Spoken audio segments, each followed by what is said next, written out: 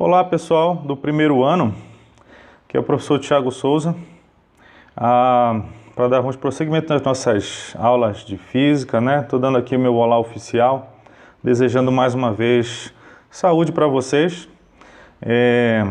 encorajando vocês, não desistam, tem sempre momentos difíceis nas nossas vidas, mas eles sempre são seguidos de momentos de conquista, momentos de alegria.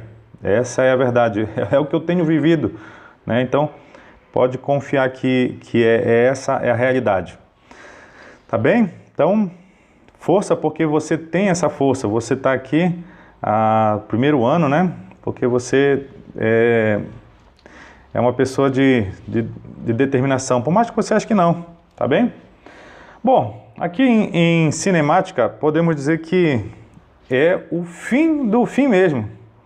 Lançamento oblíquo é o último ponto que a gente precisa analisar. E aí, bora ver como é que a gente desenvolve nas próximas aulas, se de repente um reforço, ou então a ênfase no nivelamento do governo. Mas o importante é que esse aqui é o último assunto que nós precisamos ver, que é o lançamento oblíquo.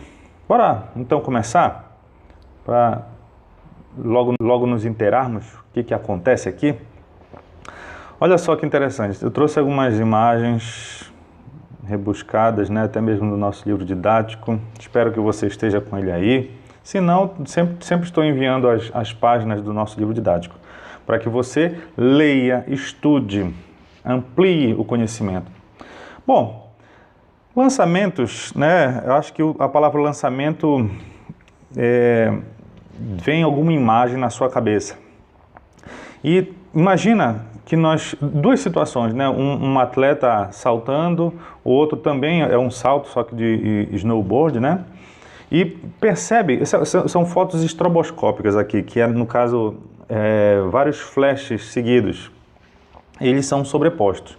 E é interessante que todos eles, não sei se eu consigo esboçar aqui, eles têm um formato, né?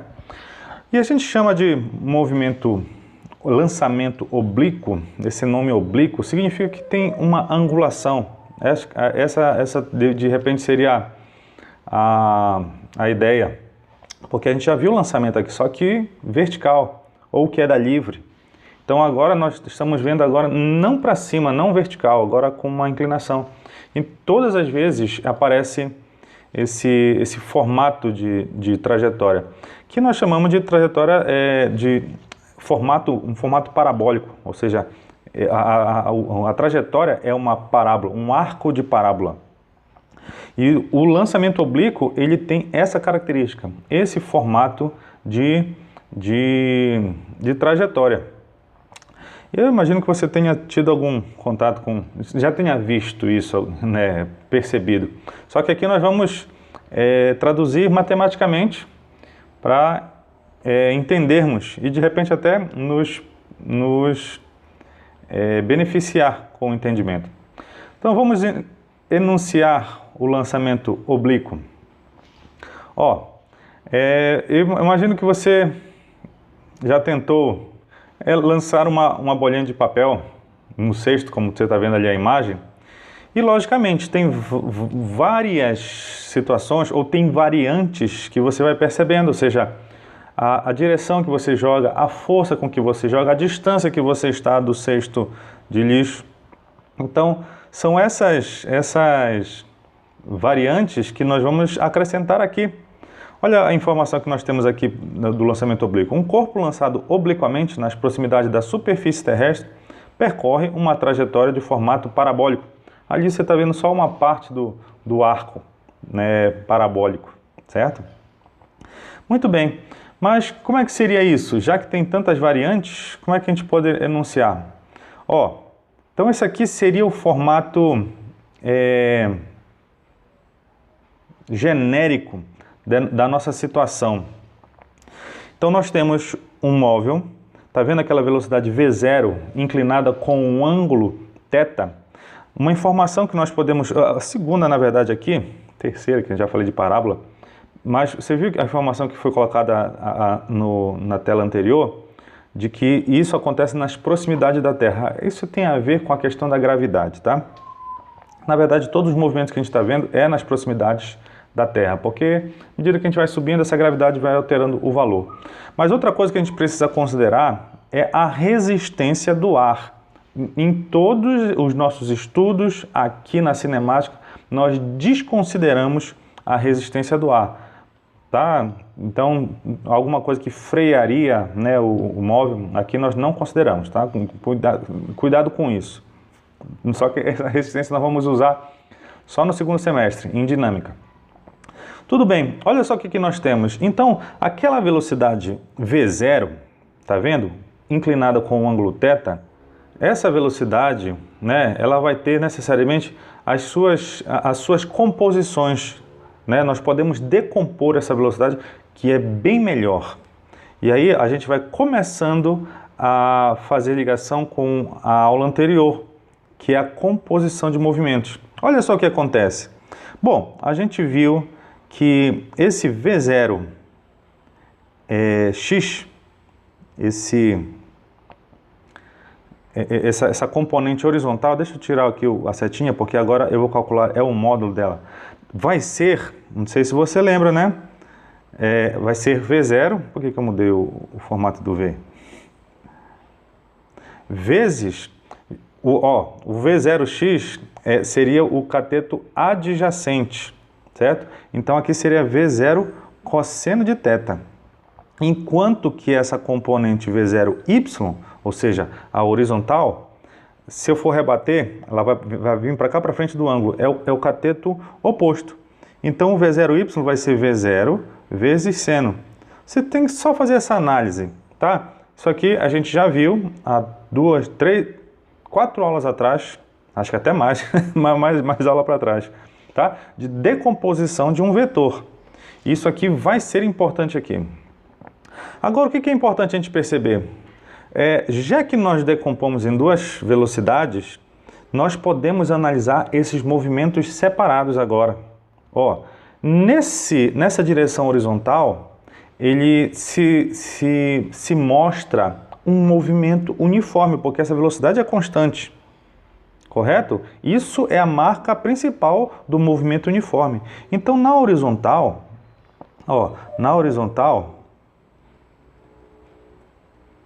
nós vemos um movimento uniforme. Enquanto, não sei se você está percebendo, na vertical, eu tenho um móvel sendo lançado com uma velocidade para cima. Isso está se assemelhando a lançamento vertical. E aí, lançamento vertical, nós percebemos aqui, olha, deixa eu evidenciar, temos uma gravidade. Gravidade é uma aceleração. Então, na vertical, na verdade, acontece um movimento uniformemente variado. Na verdade, deixa eu colocar aqui, é um movimento retilíneo uniformemente variado. Da mesma forma que aqui em cima também. É um movimento retilíneo, só que uniforme. E aqui na horizontal, movimento retilíneo uniformemente variado. Bom, nós sempre vamos considerar esse ângulo θ estando entre 0 e 90, tá? Nunca 0, não é igual nem a 0 nem a 90, porque senão não é oblíquo, tá? Entre 0 e 90. Você está percebendo que o movimento parabólico, a trajetória parabólica, ela vai ter uma altura máxima aqui, que nós vamos ter que considerar, tá? No eixo vertical, mas também temos uma distância máxima ou um alcance máximo D na horizontal. E aqui a gente já está transformando os eixos X e Y, tá vendo? O X seria a distância D, enquanto o Y a gente volta lá para o lançamento vertical, que seria a altura. Beleza? Bora ver como é que isso funciona, um pouco mais elaborado. Uma das coisas que a gente pode colocar aqui é que essa velocidade do corpo, ela sempre vai ter uma direção tangente à trajetória. Olha lá, V1, ali na primeira posição. Lá no topo, ela vai ter só a velocidade horizontal, já que pensando no vertical aqui que ele tem que parar para voltar, lembra disso? Então, mas ela continua tangente. Olha lá o V3 lá no final, tangente à trajetória. Tangente é aquela reta aqui que encosta em um único ponto com a trajetória, certo?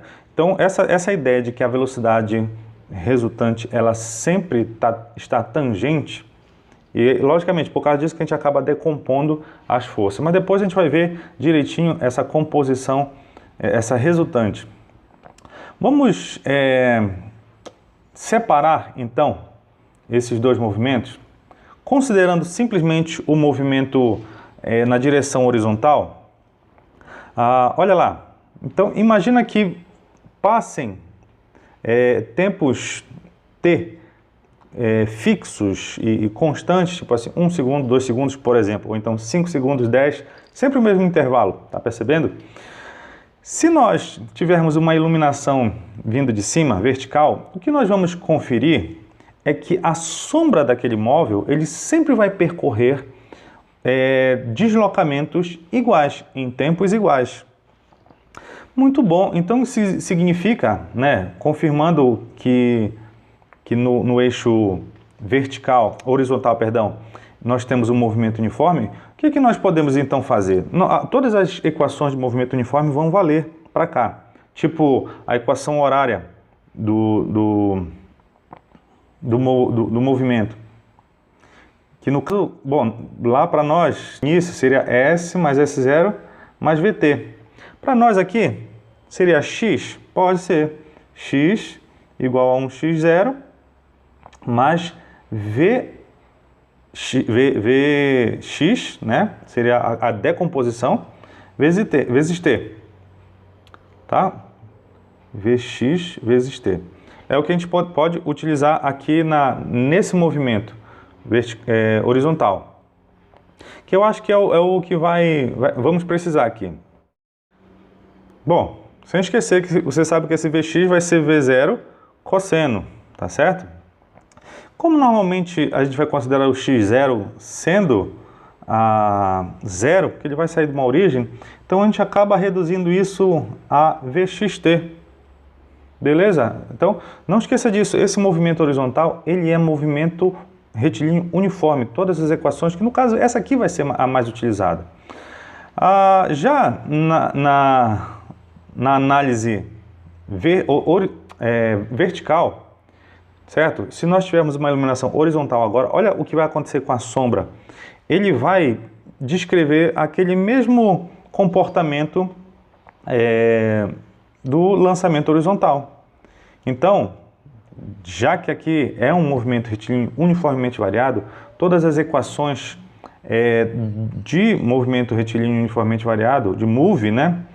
O MR e o V vão valer aqui. Então, por exemplo, a gente tinha a equação da velocidade. Essa é interessante também. V igual a V0 mais A, mais AT. Aqui a gente sabe que a gente pode escrever o seguinte. Então, VY, né, porque agora está aqui, vai ser o nosso V0Y. E bora considerar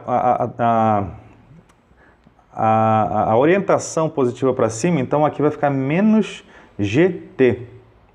Certo? Isso aqui é uma equação que a gente pode utilizar. Lembrando que V0y vai ser V0 vezes seno θ. V0 seno θ. Outra equação que a gente tinha é a função horária do espaço, que, por exemplo, seria ΔS igual a V0t mais AT quadrado sobre 2. Que, aqui pra gente, esse ΔS, na verdade, vai ser a altura que ele vai atingir. Esse V0t, aí seria um Vx, perdão, Vy, né? Que está na direção horizontal. Vyt, esse Vy é o V0 seno θ, menos GT quadrado sobre 2. Também temos Torricelli, né? Então, que é V quadrado igual a V0 quadrado, isso é quando nós não temos o tempo, certo? Nós usamos essa equação quando não temos o tempo. Então, essa aqui seria Vy, esse aqui seria V0y ao quadrado, e o V0y você já sabe qual é, né? menos, porque a gravidade vai estar para baixo, 2G ΔH. São as equações que nós podemos usar aqui, analisando esse deslocamento vertical.